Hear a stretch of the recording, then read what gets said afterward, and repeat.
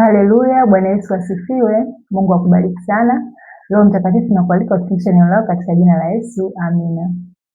Leo tunajifunza somo ambalo linasema nitazaa matunda.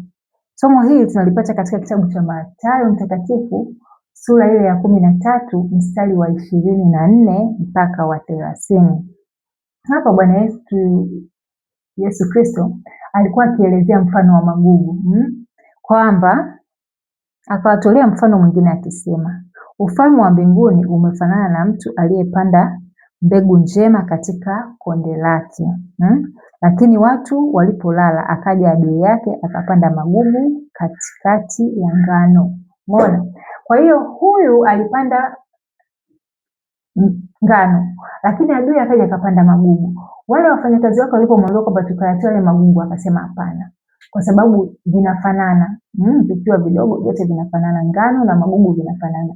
Akasema msije mkaitoa na ngano, viacheni vikue kwanza. Wakati wa mavuno ndipo nitakapowaambia kwamba magugu myachume moto, lakini ngano mwiweke ghalani mwangu. Bwana Yesu akasema kwamba mfano unafanana na ufalme wa Mungu. Kwa hiyo ina maana ngano tunaiona kwamba inafanana na magugu mwanzoni, lakini nini kinakuja kuitofautisha baadaye? Ni matunda. Kwa hiyo adui huwa analenga wewe usizae matunda, na ndiyo maana neno la Mungu linasema kwamba mtawatambua kwa matunda yao. Matunda yao ndipo mtakapowatambua. Matunda yao maana yake ni Roho Mtakatifu. Ile tunda la Roho Mtakatifu linakuwa dhahiri katika maisha yako. Sasa isipokuwa hivyo, maana yake kwamba hauna matunda.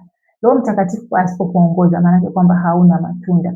Kwa hiyo basi, adui anatumia njia nyingi ili wewe usizae matunda. Njia moja wapo ni dhambi. Namba moja ni dhambi, kwa sababu Biblia inasema kwamba mshahara wa dhambi ni mauti. Anapokupa kiu ya dhambi, anakufanya wewe usiweze kuzaa matunda. Kitu cha pili ni chuki. Biblia inasema kwamba usiposamehe na wewe hauwezi kusamehewa. Kumbuka, usiposamehewa, kila mtu ni mtenda dhambi, lakini ile msamaha wa Mungu ndio unaotusimamisha.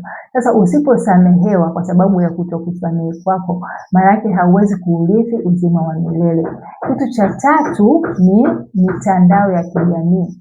Ibilisi anaitumia hiyo kama silaha sana siku hizi kuwafanya watu wasizae matunda, kwa sababu atakufanya bizi, atakupa mambo mengi sana ya kutazama katika mitandao ya kijamii, lakini atahakikisha kwamba hauna muda wa kusoma neno la Mungu.